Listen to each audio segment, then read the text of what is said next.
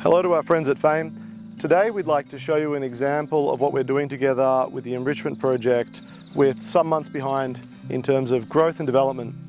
What you're looking at is a very standard scene for northern New South Wales, an area that was once 75,000 unbroken hectares of subtropical lowland rainforest, now critically endangered and federally listed. What we often see is when it tries to grow back, we get walls of camphor laurel and other weeds. In this case, you see a lot of dead understory where our bush regenerators have already removed the privet. In a situation like this, the last thing we want to do is introduce light penetration and allow for more weeds to appear within. So you'll see that the outside is kept intact, but bush regeneration has already been completed within, along with additional enrichment. The mission of this enrichment program is to come into these damaged forests that have been cleared of weeds, and now we begin the process of bringing them back up to massive diversity like we would see in a national park. In a disturbed urban landscape like this, we may not expect to get any real high value ecological result without engaging in something like the enrichment program. In this little patch of forest alone, 86 species were added in a single day.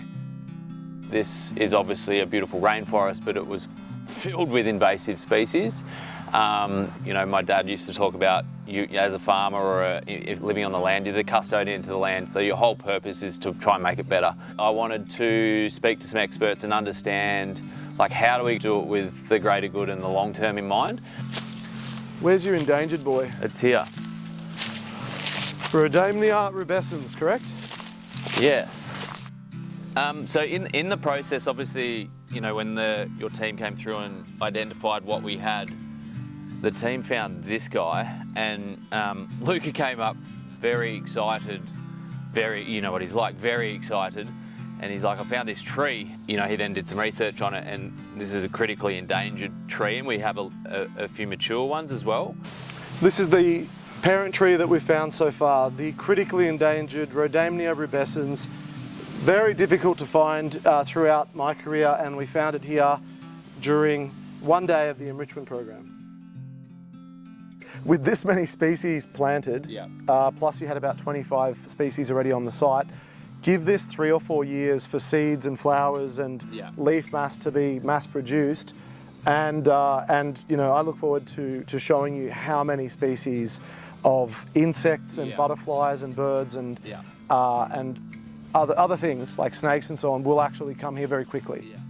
Let's sit here again in 3 years' time, because I have somewhat of an idea of what this is going to look like, and the camera will be able to see us here, but I think pretty much everything else will be blocked out. So let's sit here again. I love it. That sounds great.